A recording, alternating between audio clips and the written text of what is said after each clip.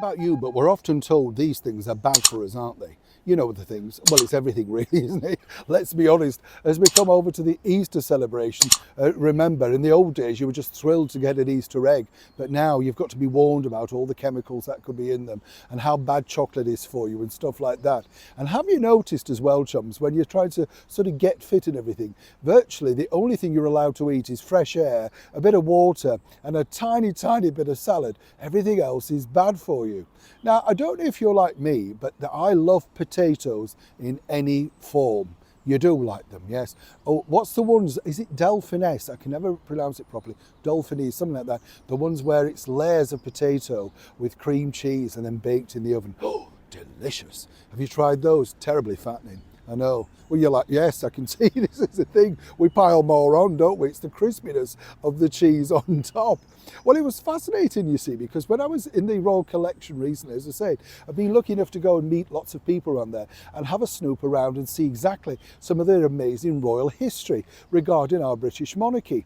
And it's what I find amazing really is what they did to sort of, change the landscape of the way we live now. I know that might sound a bit strange, but, when you look at it, you kind of think, Christmas was definitely put together by Prince Albert and Queen Victoria in the way that we celebrate it today. And, nothing wrong in that. But of course, there's lots of things that they made, didn't they? I mean, I didn't realise until the last coronation that coronation chicken, of course, came from the idea that somebody came up with a recipe for the coronation and thought, wow, I suppose we just eat it, don't we? And think, well, that's all right, doesn't matter. Very nice. Now, one of the people that really truly knew how to market himself, I would say, was King Edward VII. Told you many times before, he really embraced the media age, the burgeoning media age, of course, of silent movie, and wanted to make sure that his picture and everything was seen. I think a lot of this was to do, chums, with the fact that his mother had been such a recluse for so long. And as I told you the other day regarding that wonderful statue outside Kensington Palace, sculpted by her daughter, Princess Louise, she didn't like the look of it, but actually, this was a true likeness. And for many people, they didn't know what Queen Victoria looked like because they hadn't seen her for so long. Now, of course, King Edward decided the moment he took to the reign that, well, he was going to do things a lot more differently.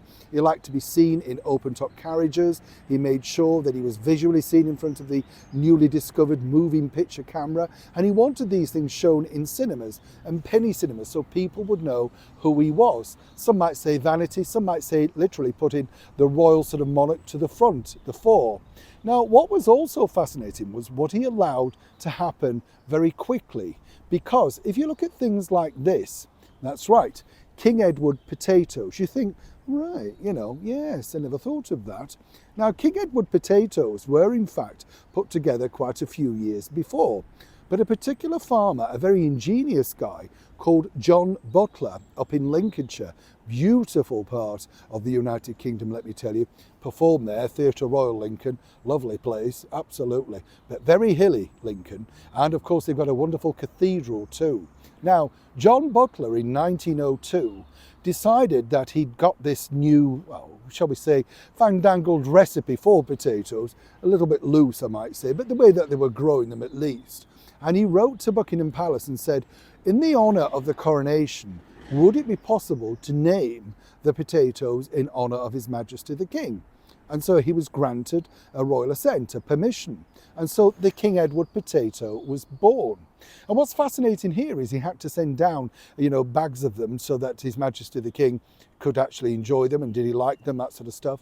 And he said they were absolutely delicious, melt in the mouth. According to the sort of documents, they were also smothered in plenty of cream and butter with a sprinkling of fresh herbs on top. As I said, a man after my own heart. That's the problem. It's not just the potatoes, what you put on them, isn't it, right? And that's really how the King Edward potato became so popular today. A very similar thing happened with the King Edward cigar. And what they found with His Majesty the King, King Edward, was that he was willing, as long as his imagery was used on the packaging, to allow much more than his mother, Queen Victoria. She either wanted some kind of payment or indeed wanted something to go to the royal coffers. Whereas King Edward thought, as long as you use this likeness that I agree, that makes me look youthful, go away. And, more importantly, make sure you keep sending them to the palace. So next time you tuck into a King Edward potato, maybe with jacket, butter and herbs, remember, this man made it all possible. Neil Sean in the very heart of Yorkshire.